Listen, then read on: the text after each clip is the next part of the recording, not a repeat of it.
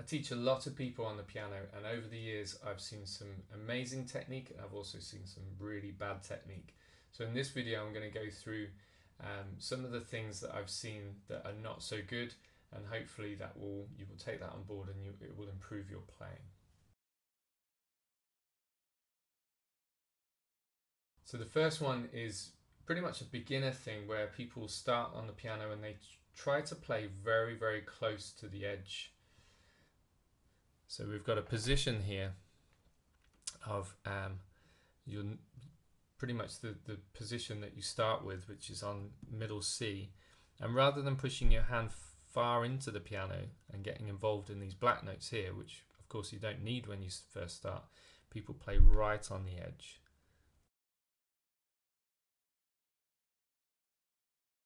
Okay, the next one is hand position, and a lot of people have a little bit of a lazy wrist. So I've moved the camera here to just show you. So as you play in a normal hand position, you want to try and get your wrist straight and your fingers curled, so it's almost like you're holding a ball upside down, although without the tension of that. So a lot of people just drop their wrist right down and perhaps even rest it on the edge of the piano. It's just too low. So a trick that I use with primary school kids for this is that imagine you've got a pet mouse that you're trying to keep in this little space in between your hand position here, and if your wrist is too low, what happens is your fingers flatten out and you've ended up squashing your pet mouse, which is not good. Also, if your wrist is too high, then your pet mouse can run away. So you try to keep the pet mouse nicely snugly warm underneath your hand position. For those of you who are not 6 or 7 years old, just imagine that you've got your wrist straight and you're trying to play with the very tips of your fingers. So if you tap the keys lightly, you should be able to hear the clicking sound of your nails touching the keys. If you're getting a thud sound, then you're playing with the flats of your fingers, and you've got a hand position which is like this, which is where your fingers are too straight. You want to keep them curled.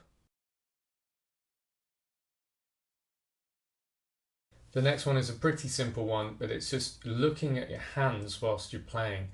Now, a lot of people kind of try and memorize the positions and where you're moving to. I really encourage people to not look at their hands. It's not necessary. There are plenty of blind piano players that are unable to look. So if they can do it, you can do it as well. What it does, it just sort of, you think it's a shortcut, but actually it's a bit of a dead end.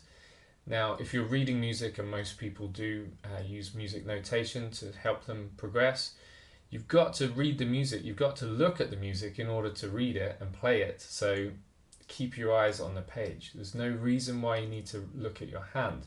Even if you're changing hand positions, you can actually learn the distance between the intervals. So if you're moving from one position to another position, you should just be able to do that by feel.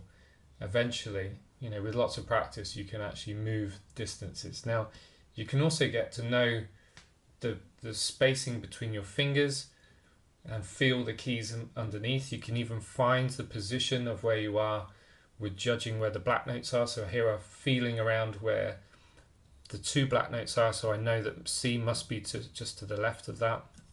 Here I'm feeling around for where the 3 black notes are. Now I know that my thumb is on an F. So even just feeling your way around the piano. Also stretching, so a lot of people can stretch an octave quite comfortably, so going from a C to a C, or an F to an F, or an A to an A, whatever it might be. You can actually judge that distance. The next one is a lot of people play with quite a weak sound on the piano. So basically they don't hit the keys hard enough. This can be the case if you're playing on a keyboard which has not got weighted keys and you then go onto a piano. Or also if you've got like a semi-weighted piano or even a fully weighted electric piano, people still tend to play the keys too lightly. So what that does is it first of all, it sounds a little bit kind of feeble, doesn't sound very confident. You can trick people quite easily into thinking that you're confident just by playing a bit louder. But also, it's not really developing the strength and the agility in your fingers. So if you're just pressing really lightly on the keys, it's not going to be training the muscles in your fingers to actually work hard and therefore become stronger and more agile. So you want to try and play with a little bit more authority and conviction in your playing. A trick for this is if you're playing on a digital piano, you can turn the volume down. So turn the volume to maybe a quarter, but see if you can get the same sort of volume as you were getting before, because of course most pianos have got touch response. If you hit it hard, it will actually play louder. So try and keep the volume the same as what you're used to, but just turn the main volume down and try and hit it a little bit harder. If you're playing an acoustic piano, then you will just have to go next door and just say, look, I'm sorry, I'm going to make a lot of noise for a minute. I'm going to try and practice between these hours, and is that okay? Can I do it whilst you're out at work, or so that I don't wake up a baby? You just got to explain to your neighbours, and most people are really cool with that. So don't be afraid of making some noise on it. Another one is fingering. So I'm not a massive sort of I'm not really picky about fingering, but I do sort of pick up on things that people do that are really, really wrong. So there are always alternative fingerings that you can use, but really the tried and tested ones of classical training, I mean, if you think about it, they've been doing it for hundreds of years. They kind of know which fingers to use, for the best outcome. So I often try and follow those, but occasionally when I play, some perhaps slightly bad habits come in, and I tend to use different fingers. So I'm not sort of hugely wrapped up in fingering, but there are some things that you can watch out for. The first one is just overusing fingers 1, 2, and 3. So this can be really common because these fingers are a lot stronger than the other two fingers, and people tend to use them a lot. So they'll be playing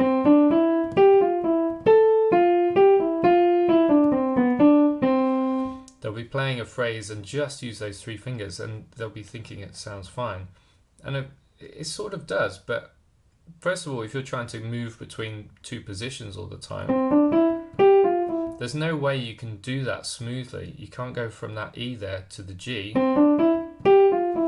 smoothly, because you're actually having to physically jump the position.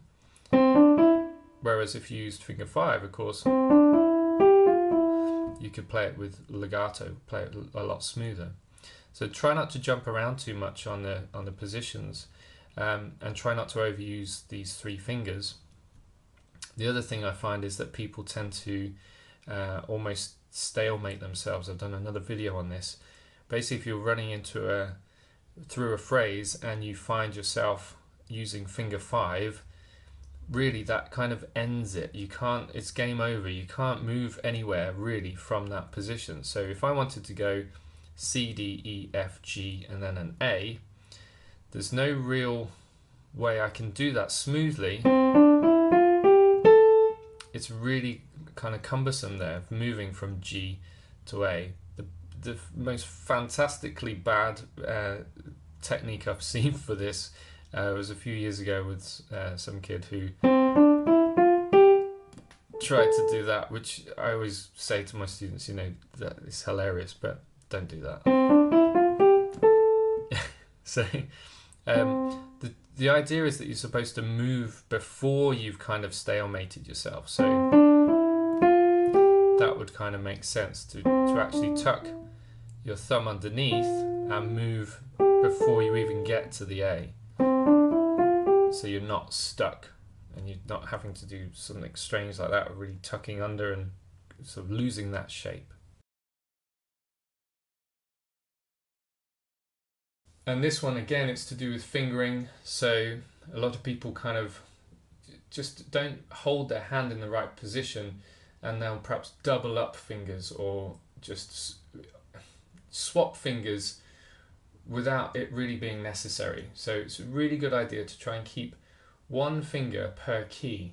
So if you're playing in the key of C, it's nice and easy. You just use one finger per white note, really. If you're playing in the key of G and you're in a certain position, you might decide that you want to cover up the F sharp, because of course F sharp is within the key of G major. So you need to try and cover the notes that you're trying to play, but also make sure that you're not sort of alternating the fingering within the position.